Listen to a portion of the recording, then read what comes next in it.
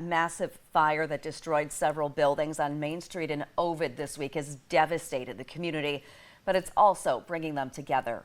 WENY's Max Coven is live in the studio after going to Ovid today and seeing how people are lending a helping hand to those affected. Max.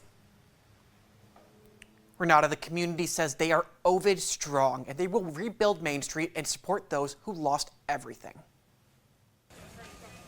The community of Ovid is still reeling after a devastating fire tore through Main Street Tuesday night.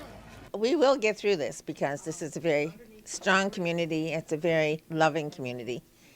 Neighbors help neighbors. But through devastation, Seneca County and the entire region is coming together. From Elmira to Trumansburg, donations have been pouring in. From clothing, hygiene products, food, and offers of time. The response has been incredible. We've had such a outpour of communities around us that really have really shown how much they care for Ovid, and they've given us such a huge amount of relief to know that we've got that level of support from so many people that are they're absolutely almost bottomless in terms of their donations and gifts.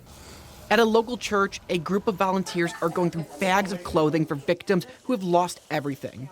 A few blocks away at the Ovid Fire Department, volunteers are collecting food to help keep the community fed. And one fireman, an Ovid resident, recalls a similar blaze that happened back in 2014, also on Main Street. Yeah, I've been here my whole life, and it's just crazy that we had another block fire because 11 years ago or 12 years ago or so, we did have another one, and it was on the same corner, but on the opposite, across the street, and it's just crazy that it happened again, and it burned down a grocery store that is local. Even with the sun shining today, the cleanup is just beginning. And now the Ovid community is looking ahead to rebuilding what they lost. It really gives back because, people that are going through this right now, none of us are ever going to know what that feels like. So we know that it is not fun and they're struggling. So we wanted to help as much as we can.